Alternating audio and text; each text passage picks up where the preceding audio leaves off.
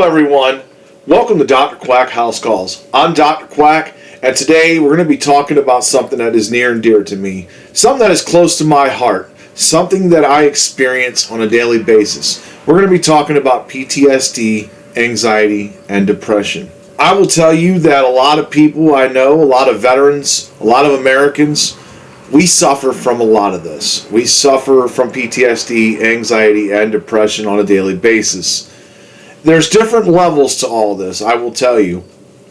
Because you can have depression and be okay. Meaning that it's going to come there every once in a while. Maybe something bad happened and it brings you down. It doesn't happen to you on a daily basis. Anxiety may come up if you're looking forward to something really big. There's that form right there. And then there's more along the lines of what PTSD is. It is basically where, it takes over your life. There's that extreme level where anything that remotely happens, positive or negative, can give you anxiety. It can bring depression. And PTSD, it's something from a traumatic event. Don't necessarily have to be military, but in my case, it does. From things you experienced in the past that will constantly haunt you. It does. It's just something you can't control. It takes over your life. It doesn't matter if you're sitting at home, if you're in a public setting, if you're hanging out with friends. It takes over your life. There are times when I will wake up and I will be depressed, straight out of the blue. Even potentially suicidal. It's those thoughts. It's things you can't control. When you're in the military, it affects you. It does. You got to talk about all the stuff that happened in the past, the wars, the whole time you were in. Taking shots, sometimes I think those have the effect. If anybody's ever taken anthrax or smallpox or yellow fever or any of those, I believe those have contributing factors on the mental state. But what I'm here to talk to you about is, what do you do when you're in those situations? And it's very hard. And not all these will work. I'm going to tell you that. They may work some of the time. And I know this from experience.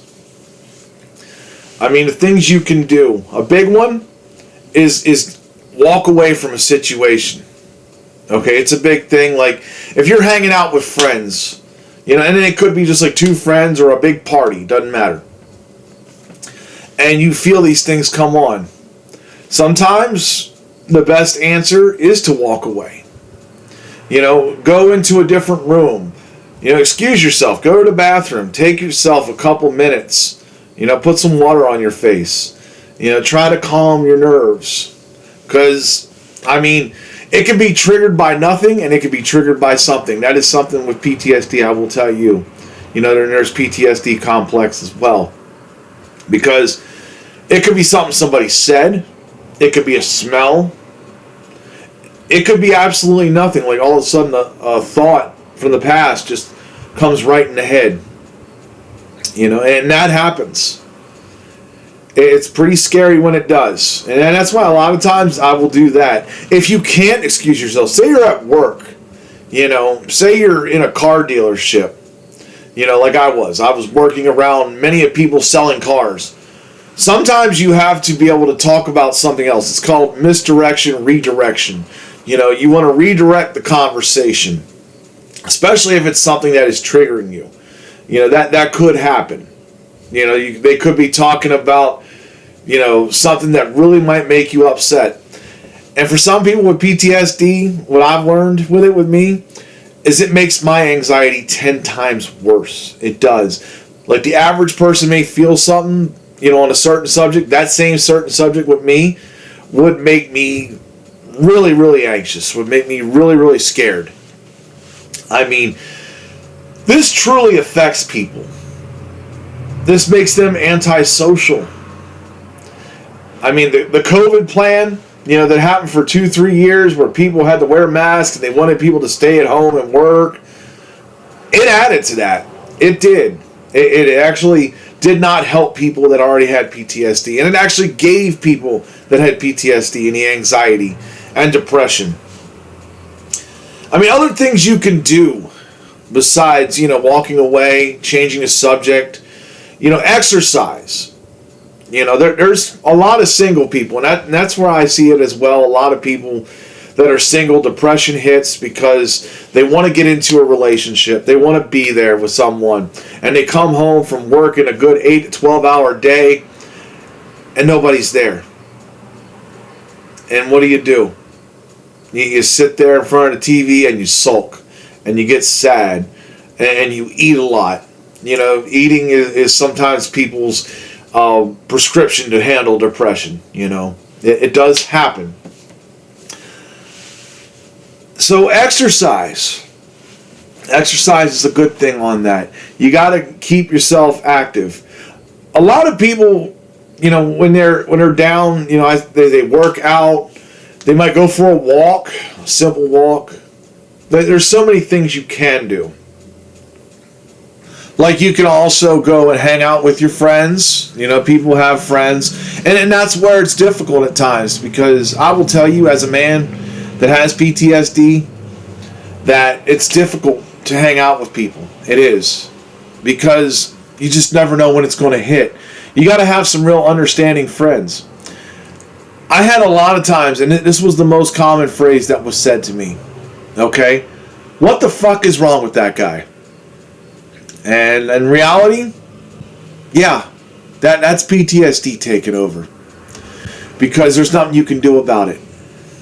You could be around one or two people that right? And then you could be around another person that just comes along, or maybe another friend.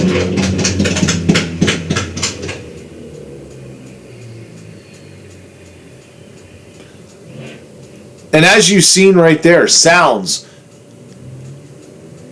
is another one that can actually trigger you. I mean, especially when somebody's riding their motorcycle really loud across the house. Yes, those can generally piss me off. And I will tell you, car alarms, yeah. And you say I was in the car business, but believe me, when someone was holding a car alarm to find a car, oh yeah, inside of my head, I was like, God, shut this thing off. It was hard to keep that face where it's like, this isn't bothering me. Because, it's like a duck in water. When you're a duck, you see them above, they're fine. Below, their legs are kicking like this. That's kind of what it's like. And we don't want to offend anybody. We don't want to make people upset. We have our own disease here, and this is what I call it, a disease, because there is no cure for PTSD. There's ways to contain it. There's ways to control it. They suggest medication. Some people take medication, some people don't. I have tried medication. I will tell you it does not work well for me. I've seen medications where it will bring you down to that level where you start to feel depressed, and it will hold you there. But it will also do other things that I do not like. And even physical signs and physical side effects, those can definitely happen as well. That's a lot of reasons.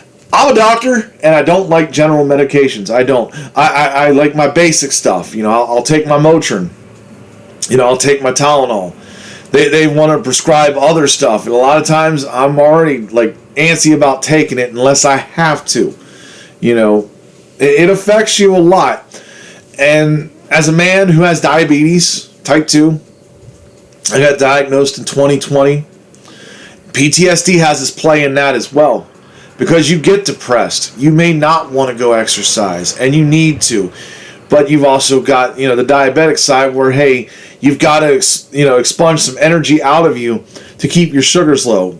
And you got to take medications for that, most people. Sometimes even injections. It's a tough world for people that have PTSD. People can get triggered out of nowhere, and that's something I will tell you that does happen. So if you have friends that, have it, being veteran or non-veteran, people experience a traumatic event, you got to be careful about what you say sometimes. It's difficult. Us vets, we generally can laugh at just about everything because we have a warped sense of humor. But there's times where that takes over, the PTSD.